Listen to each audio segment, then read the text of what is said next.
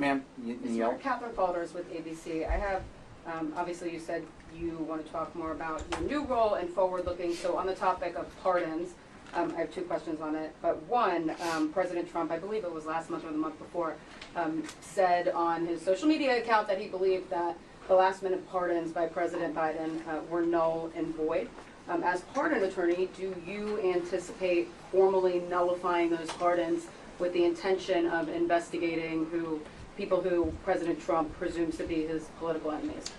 Well, I will say you concluded the thing there. I certainly think that my job as pardon attorney will be to make clear how the pardons work, and I think that no one I think with the standard of sort of reasonableness thinks that what Joe Biden did at the end of his term was particularly reasonable. Now, I happen to think the pardon power is plenary. If you use the auto pen for a pardon power, I don't think that that's necessarily a problem. But the question is, how did this happen? Just like, by the way, many people said, well, wait, there's 1,500 January 6 pardons. How did that happen? These are big moments, and so they have to be able to withstand scrutiny. And I do think that the Biden pardons need some scrutiny. And they need scrutiny because we want pardons to matter and to be accepted and to be something that's used correctly. So I do think we're going to take a hard look at how they went and what they did. And if they're, I don't know, null and void, I'm not sure that how that operates. But I can tell you I've had in my current position, or my position as U.S. Attorney, we've had been taking a look at some of the conduct surrounding the pardons and the Biden White House. And did you have a follow-up, ma'am? I do, but you answered my pardon follow-up. But just on weaponization, yep. You've been making a lot of public comments, media appearances, saying that you intend to release information on people, even who you don't charge.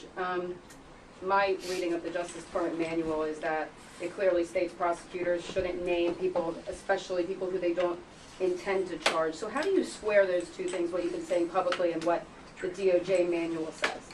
Well, I'd have to look at what the provision you're referring to see. We want to square ourselves with doing the things correctly, but I will say that the prosecutor's role and at this moment in our history is to make clear what the truth is and to get that out. And when Chuck Grassley is asking for more transparency from the government, we need to listen. When whistleblowers are talking about what's going on, and it can't be that the system is stifling the truth from coming out because of some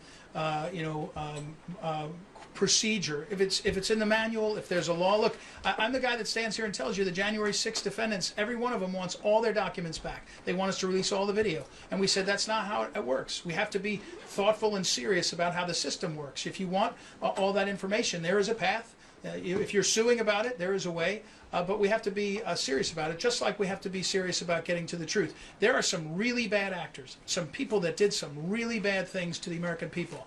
And if they can be charged, we'll charge them. But if they can't be charged, we will name them. And we will name them. And in a culture that respects shame, they should be people that are shamed. And that's a fact. That's the way things work. And so that's how I believe the job operates.